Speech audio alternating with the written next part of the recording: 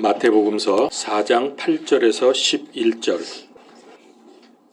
마귀가 다시 그분을 데리고 심히 높은 산으로 올라가 세상의 모든 왕국들과 그것들의 영광을 그분께 보여주며 그분께 이르되 내가 만일 엎드려 내게 경배하면 내가 이 모든 것을 내게 주리라 하매 이에 예수님께서 그에게 이르시되 사탄아 너는 여기서 물러가라. 기록된 바 너는 주 내 하나님께 경배하고 오직 그분만을 섬길지니라 하였느니라 하시더라. 이에 마귀가 그분을 떠나고 보라 천사들이 와서 그분을 섬기니라. 아멘. 예수 그리스도 믿음으로 우리는 하나님의 자녀가 되었습니다. 하나님 자녀의 권세는 마귀를 이깁니다. 하나님의 자녀는 하나님만 섬기고 하나님께만 예배를 드려야 합니다. 앞에서 마귀는 2번의 시험을 실패했죠. 그리고 이제 이번에 마지막 3번째 가장 강력한 세상 영광으로 도전을 했습니다. 마귀의 유혹이었던 세상 모든 왕국과 영광, 이게 뭘까요? 이 3번째 시험의 핵심이 뭘까요? 이거는 일반적으로 크게 3가지로 말할 수 있겠습니다. 돈과 명예와 권력. 이것이 세상 영광의 핵심이죠. 특별히 이 중에서도 돈은 세상 사람들에게 하나님입니다. 엄청나게 매력이 있습니다. 복음서에서 부자 청년이 있었는데 영생을 누리고 싶었습니다. 자기가 가지고 있는 이 모든 돈과 특권을 영원토록 누리고 싶어서 예수님께 나아왔지만은 돈이냐 생명이냐의 선택에서 그만 실패하고 말았습니다. 확실한 믿음, 하나님 왕국에 대한 소망이 없이는 올바른 선택이 불가능합니다. 그만큼 세상 영광이 굉장히 매력적이라는 거죠. 믿는 사람이라도 2 주인을 섬기기 원하고 또 2 주인을 섬기는 사람들이 실제로 무척이나 많습니다. 그러나 하나님께서 말씀하셨습니다. 마태복음 6장 24절 아무도 2 주인을 섬길 수 없나니 이는 그가 한 주인을 미워하고 다른 주인을 사랑하거나 혹은 한 주인을 떠받들고 다른 주인을 업신 여길 것이기 때문이라. 너희가 하나님과 맘몬을 겸하여 섬길 수 없느니라. 이 맘몬은 돈신입니다. 신인데 돈신. 이거에 대해서 바울은 우리의 모델이 됩니다. 빌립보서 3장 8절에 참으로 확실히 모든 것을 손실로 여김은 그리스도 예수 내 주를 아는 지식이 뛰어나기 때문이라. 내가 그분을 위하여 모든 것에 손실을 입고 그것들을 단지 배설물로 여김은 내가 그리스도를 얻기 위함이요. 이 말씀이 우리에게 적용이 될 수 있어야 하겠습니다. 바울뿐만 아니고 구약의 인물 중에서는 모세가 또 우리에게 모델이 될 수 있죠. 히브리서 11장 24절에서 26절에 믿음으로 모세가 나이가 들었을 때에 파라오의 딸의 아들이라 불리는 것을 거절하고 잠시 죄의 쾌락을 즐기는 것보다 오히려 하나님의 백성과 함께 고난받는 것을 택하였으며 또 그리스도의 치욕을 이집트의 보화보다 더 큰 재물로 여겼으니 이는 그가 주께서 보상으로 보답해 주시는 일에 관심을 두었기 때문이니라. 우리가 하늘의 상급, 하늘의 보상에 관심을 두게 되면 세상의 것에 매여 있지 않게 됩니다. 그거에 연연하지 않을 수가 있죠. 자, 마귀가 예수님께 9절에 보니까 뭐라고 도전을 했나 하면은 내가 만일 엎드려 내게 경배하면 내가 이 모든 것을 내게 주리라. 이 세상의 모든 것을 다 주겠다고 했어요. 말이 됩니까? 피조물이 창조주께 자기한테 경배하라고 주접을 떨었습니다. 만약에 그때 경배를 했다고 칩시다. 그럴 일은 없지만은 그러면 마귀가 자기가 한 약속을 지킬까요? 그건 논리적으로 봐도 그건 말이 안 됩니다. 왜냐하면은 자, 경배를 하게 되면은 경배한 사람은 마귀의 아래 것이 됩니다. 그죠? 경배를 했으니까. 그러면 세상의 모든 것을 다 가져도 결국은 그 사람은 마귀에게 속하게 되는 거죠. 그럼 마귀의 지배를 받는 거예요. 결국 자기 게 아닙니다. 그래봤자. 그러니까 마귀의 통제를 받게 되는 거죠. 이럴 때 생각나는 단어가 하나 있죠. 토사구팽. 알아요? 이건 무슨 말인지? 이거 우리나라 유명한 말이죠. 정치계에서 토끼를 잡은 사냥개가 더 이상 쓸모가 없으면 보신탕이 된다. 그런 말입니다. 그러니까 기껏 충성해 놓고 잡혀 먹는다는 뜻이죠. 예수님을 바보로 합니까? 이런 씨도 안 먹힐 시험을 하는 거 보니까 이 마귀가 바보입니다. 자, 그런데 사실은 그런 건 아닙니다. 문제는 예수님이 아니라 우리들입니다. 이 시험은 예수님께 통하지 않을 것을 알고도 한 이유가 무엇인가? 이거는 우리들, 세상 사람들에 대한 선전포고가 아닐까 생각을 합니다. 니들이 이 세상의 영광을 이길 수 있어? 뭐 그런 거죠. 예수님은 그렇다 치고. 자, 그런데 사람들은 이런 유혹에 너무나 쉽게 무너지기 때문에 마귀는 지금 예수님은 넘어뜨릴 수 없지만 세상 사람들은 내가 얼마든지 넘어뜨릴 수 있다. 아마 자신감이 있었던 것 같습니다. 여러분, 지금 보면은 이 유혹에 넘어져서 주접떨고 있는 가장 대표적인 사람이 누구냐면 우리가 보통 말하는 딥스들입니다. 딥스테이트.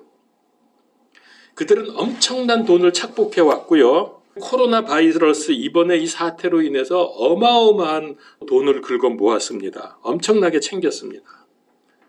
그런데도 불구하고 더욱 미친 짓을 하면서 돈과 권력을 긁어 모으려고 하고 있습니다. 지금 긁어 모으고 있고 그렇게 하려고 합니다. 이렇게 하기 위해서 그들은 많은 사람들을 죽이고 전 인류를 상대로 무차별로 고통을 주고 괴롭힙니다. 그들이 지금 가지고 있는 돈만 쳐도 자자손손 대대로 하고 싶은 모든 짓을 다 하고 살아도 그 중에 극히 일부밖에 쓸 수 없는 그런 어마어마한 돈을 가지고 있습니다. 그런데도 계속해서 돈을 긁어 모으기 위해서 사람들을 괴롭힙니다. 왜 이러는 걸까요? 많은 사람들의 비난을 감수하면서 그러고 있습니다. 이들이 이러는 이유는 성경을 통해서 우리가 알 수 있습니다. 적그리스도를 정점으로 그들은 재림 예수님을 대항해서 아마겟돈에서 최후의 전쟁을 벌여야 하는데 그것을 준비하고 있는 중입니다. 그러니까 그들이 지금 이렇게 긁어 모으고 있는 세상의 모든 이 돈들은 이건 군자금이라고 할 수 있겠습니다. 성경에 보면 여러분 아시겠지만 마지막 때 2억 명의 군사들을 모아야 하기 때문에 그 지금 군자금으로 쓰기 위해서 마귀의 조정을 받는 거죠. 그게 뭐 돈이 모자라서 더 필요해서 지금 그러고 있는 게 아닙니다. 그래서 이걸 알던 모르던 딥스들은 마귀에게 지금 쓰임받고 있는 중입니다. 이들은 마귀에게 경배해서 돈과 명예와 권력 등 세상의 부귀영화를 지금 다 거머쥐고 있는 사람들입니다. 그럼에도 불구하고 그들은 늘 불안하고 두려움에서 벗어나지 못하고 있습니다. 왜냐하면 아마 그들은 어렴풋이 혹은 무의식적으로라도 알고 있을 겁니다. 마지막 때 마귀와 함께 불호수에 던져지는 불쌍한 존재라는 것을. 그래서 이들이 우리를 핍박하고 때리던 죽이던 예배 모이지 말라고 떠들던 어떤 상황에서도 우리는 마귀 세력에 순응을 하면 안 됩니다. 마귀를 경배할 수는 없죠. 그래서 예수님께서 신명기 6장 13절 말씀으로 이 마귀의 도전을 물리쳤습니다. 우리의 경배의 대상은 성삼위일체 하나님뿐입니다. 세상과 하나님을 겸하여 섬길 수 없기 때문입니다. 지금은 세상 영광을 마귀가 소유하고 있습니다. 그러나 아무리 그래도 근본적으로 그게 누구 건데 지가 준다 안 준다 그렇게 할 수 있습니까? 혹시 그럴 권한이 좀 있다고 해도 그게 무슨 의미가 있습니까? 잠시 후면은 주님께서 재림하시고 최후의 심판 때 다 불타서 없어질 것들인데. 자, 성경을 찾아보겠습니다. 베드로 후서 3장 10절에서 13절입니다. 그러나 주의 날이 밤에 도둑같이 오리니 그날에는 하늘들이 큰 소리와 함께 사라지고 원소들이 뜨거운 열에 녹으며 땅과 그 안에 있는 일들도 불태워지리라. 그런즉 이 모든 것이 해체될진데 너희가 어떤 사람이 되어야 마땅하겠느냐?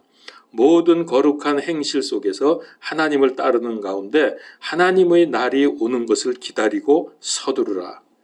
그날에 하늘들이 불이 붙어 해체되고 원소들도 뜨거운 열로 녹으려니와 그럼에도 불구하고 우리는 그분의 언약에 따라 의가 거하는 새 하늘들과 새 땅을 기다리는도다. 아멘. 여러분, 이렇게 다 없어져요. 다 불옷으로 다 던져져서 다 해체되고 끝납니다. 근데 그거 얻기 위해서 왜 그렇게 바보짓을 합니까? 세상의 부귀영화 모든 것 최고로 누렸던 솔로몬이 뭐라고 했습니까? 전도서에서 헛되고 헛되며 헛되고 헛되니 모든 것이 헛되도다. 그렇습니다. 이사야서 40장 6절에서 8절에 보면은 그 소리가 이르되 외치라 하니 그가 이르기를 내가 무엇이라 외치리이까 하매 모든 육체는 풀이요 육체의 모든 아름다움은 들의 꽃과 같으니라. 풀은 마르고 꽃은 시드나니 이는 주의 영이 그것 위에 불기 때문이라. 참으로 백성은 풀이로다. 풀은 마르고 꽃은 시드나 우리 하나님의 말씀은 영원토록 서리라. 그러면 결정 났죠? 영원한 쪽을 선택해야지 마르고 시들어버리는 거 그건 무슨 소용이 있습니까? 잠시 세상의 것들은 마귀가 주도하고 있지만은 이 물질 세계, 이 세상 실제로 장악하고 있는 분은 예수님입니다. 마태복음 28장 18절이 분명히 알려주고 있죠. 예수님께서 그들에게 오셔서 말씀하여 이르시되 하늘과 땅에 있는 모든 권능이 내게 주어졌느니라. 근데 뭘 지가 주니 안 주니 이러고 있어요. 마귀는 거짓의 압입니다. 마귀는 거짓의 압이라서 절대 믿으면 안 됩니다. 악한 목적을 이루기 위해서 거짓말하고 함정 파놓고 그리고 나서 얼마나 화려하고 멋지게 포장을 하는지 모릅니다. 여러분, 유하의 시 중에서 아주 재미있으면서도 교훈적인 시가 있습니다. 들어보세요. 눈앞에 저 빛, 찬란한 저 빛, 그러나 저건 죽음이다. 의심하라. 모든 광명을. 이 시의 제목이 오징어입니다. 오징어. 제가 학창시절에 거제도에 봉사활동 간 적이 있었습니다. 되게 오래됐죠. 벌써 한 40년은 좀 된 것 같은데 밤에 제가 아주 신기한 광경을 봤어요. 거제도에 처음 가가지고 이제 기분이 들떠가지고 밤에 그냥 바닷가에 한번 쓱 나간다고 나갔는데 한 도민이 한 손에는 횃불을 들고 한 손에는 양동이하고 막대기를 들고 바닷가를 슬슬 걸어가는 거예요. 근데 신기한 일이 공대가리한 문어가 있죠. 문어가 그 불빛을 보고 물 밖으로 기어 나오더라고요. 횃불을 들고 이렇게 슬슬 걸어가니까.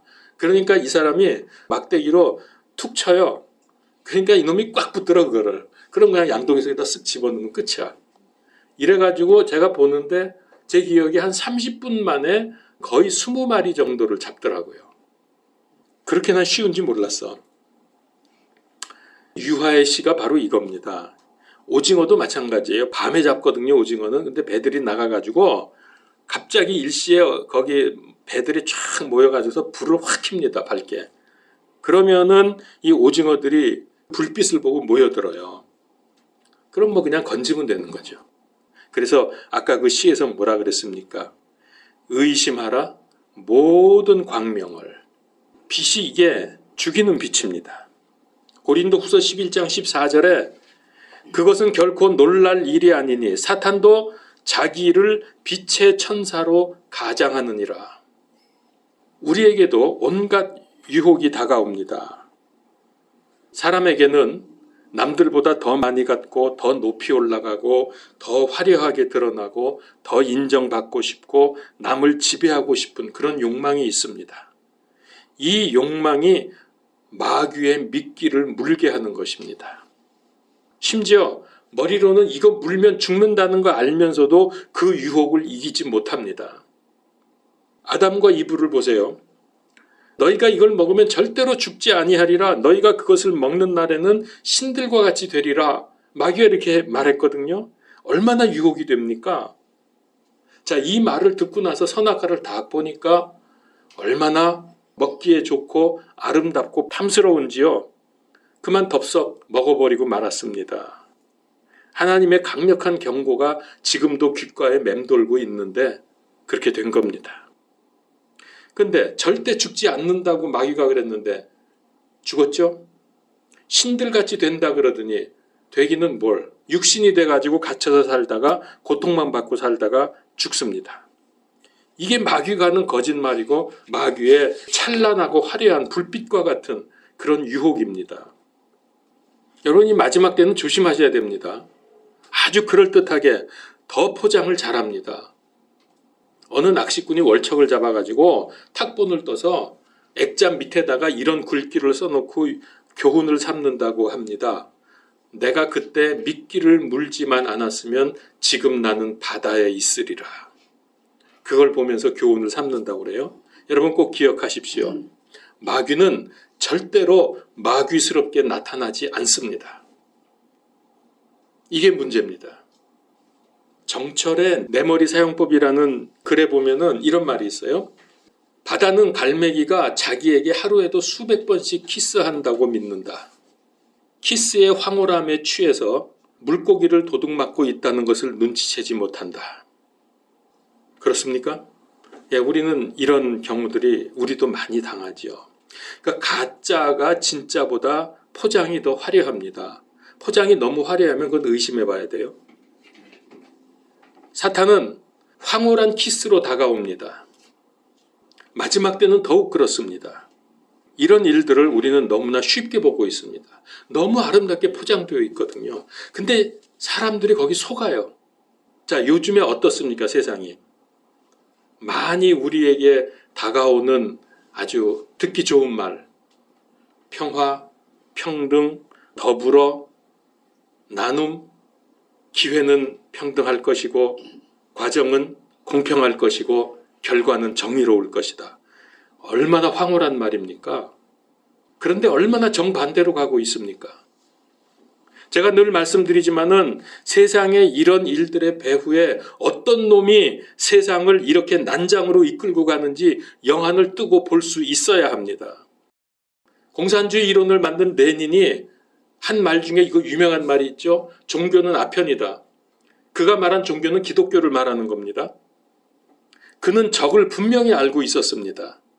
마귀 이론인 공산주의가 가장 먼저 하는 일이 뭔지 아십니까? 어느 지역에 들어가서 공산주의를 세우려고 하면 제일 먼저 하는 일은 민주주의나 자본주의를 없애는 게 아닙니다. 교회부터 없애야 길을 펼 수 있습니다. 그래서 교회는 노동자, 농민, 무산 계급의 원수라고 말합니다. 왜냐하면 교회만이 진리이기 때문에. 타 종교는 그렇지 않습니다. 공산주의 사회에서 불교 핍박했다, 힌두교 핍박했다 이런 말 들어보셨어요? 오직 교회죠. 성경 다 불태워버리고 모이면 잡아다 때리고 죽이고.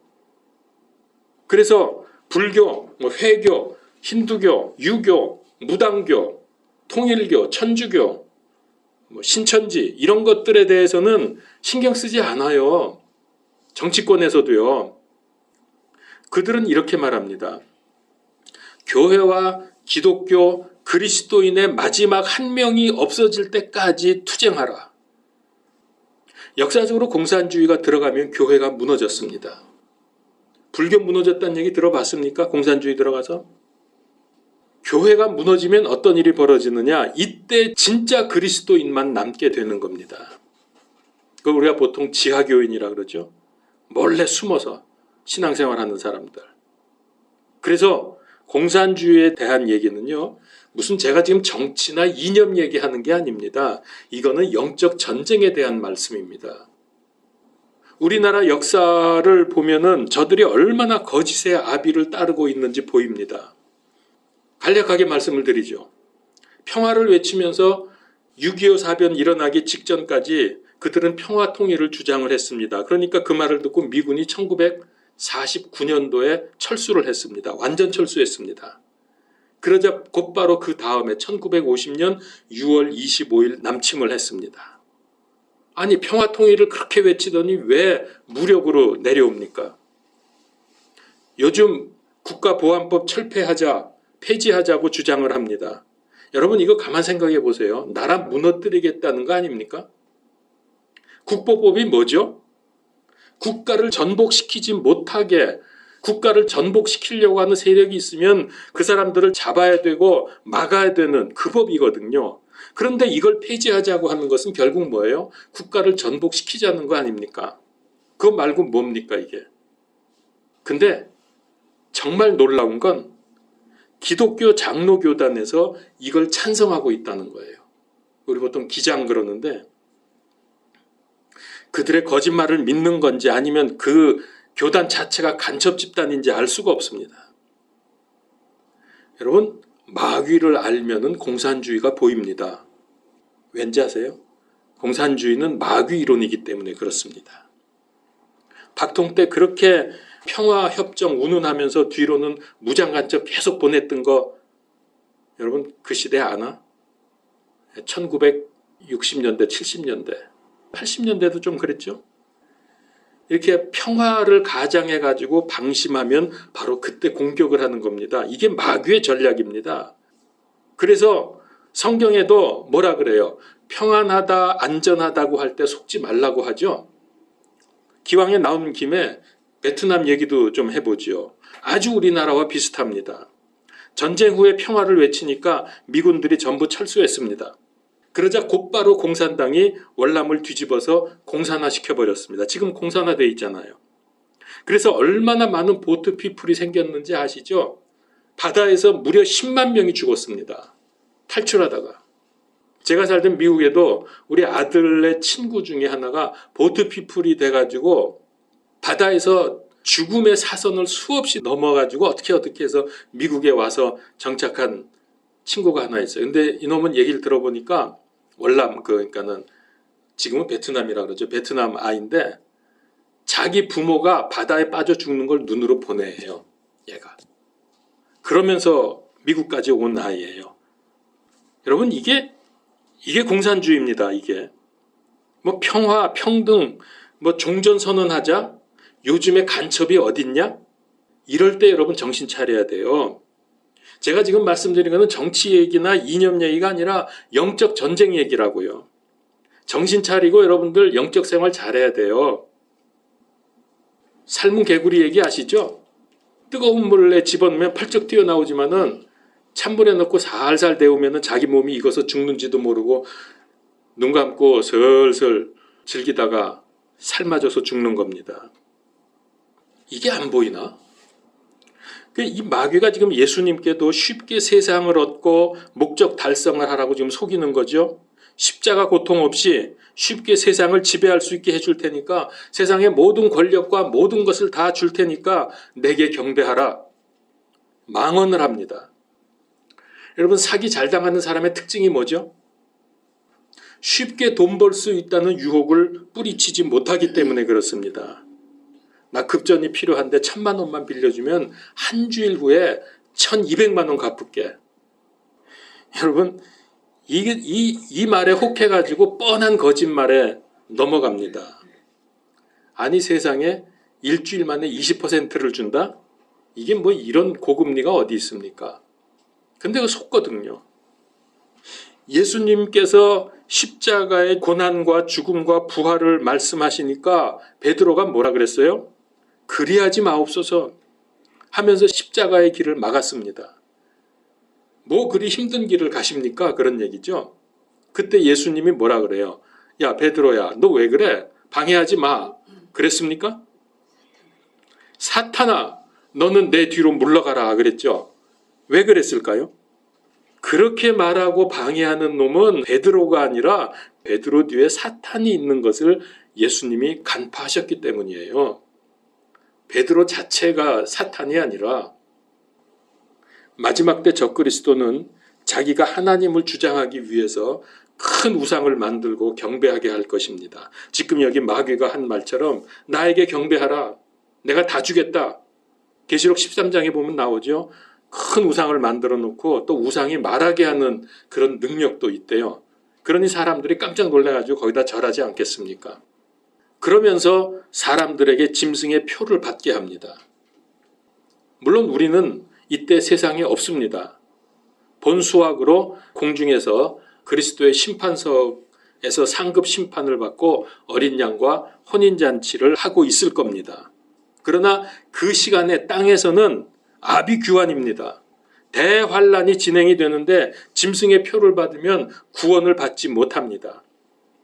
이 기간이 너무나도 힘들고 고통스럽기 때문에 하나님께서 자비를 베푸셔서 단축을 시켜주셨습니다. 그래서 7년이 아니라 3년 반 만에 끝이 납니다. 그리고 모든 것들이, 모든 더럽고 악한 것들이 전부 불호수에 던져집니다. 마귀는 이때로부터 1000년 후에 불호수로 영원히 던져집니다. 그런데 이런 놈이 주는 달콤한 유혹에 빠진다면 마귀하고 함께 불호수에 어깨동무하고 같이 가야죠. 거기서 더불어 살 것입니다. 요즘 그 뉴에이지 사상이 인간 삶의 구석구석까지 파고들었습니다. 아주 다 침투했습니다. 유일한 구세주 예수님을 일반화시켜버립니다.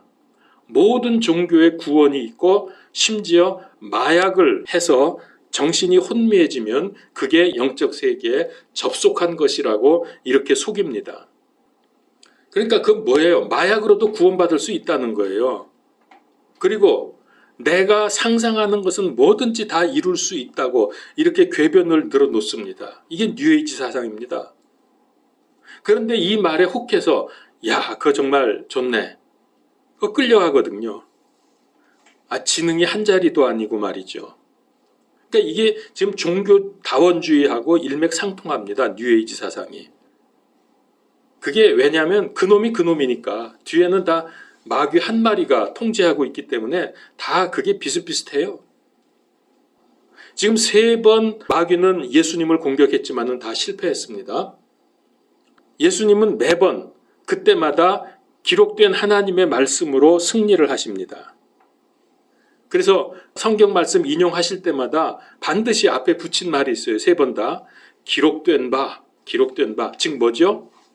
우리가 가진 성경 말씀에 기록된 이 말씀이 마귀를 꺾는 데 유일하고 최고의 무기라는 것을 우리에게 알려주시는 겁니다.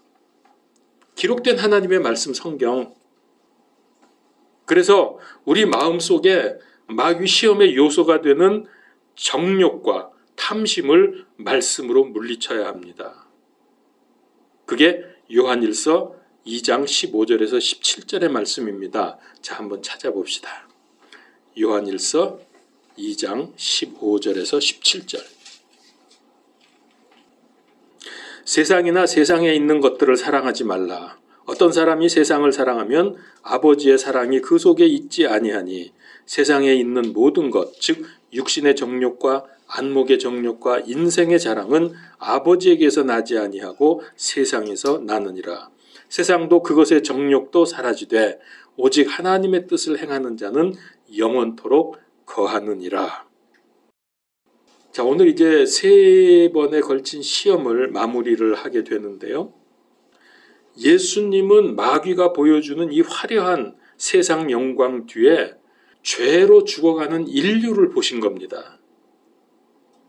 그래서 십자가의 길만이 하나님의 공의와 사랑을 만족시킬 수 있다는 것을 아셨기 때문에 마귀와 타협하지 아니하고 구원 사역을 완성할 수 있었습니다.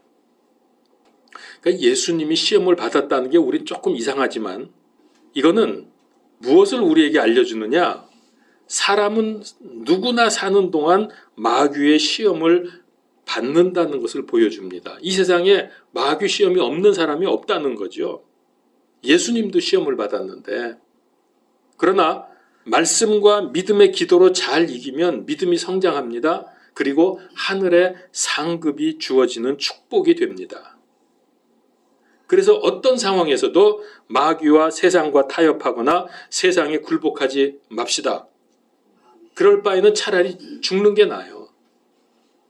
죄 안 지니까. 인생의 본분은 오직 하나님께 영광 돌리는 것입니다.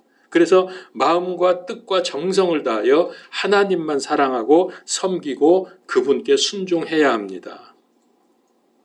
하나님께서 그런 사람을 지키시고 도우시고 인도하십니다. 기도하겠습니다. 3번에 걸친 이 마귀의 시험과 유혹이 사실은 오늘 우리에게 주어지는 마귀의 공격인 것을 알게 된 것을 감사합니다. 참으로 오늘날 세상 우리가 눈을 들어 바라볼 때에 얼마나 마귀가 속이고 거짓말하고 화려하게 치장하고 아름답게 보이게 하는지요. 그러나 거기에는 깊은 함정과 미끼가 있다는 것을 우리로 깨닫게 하시고 말씀으로 믿음으로 승리하게 하심을 감사합니다.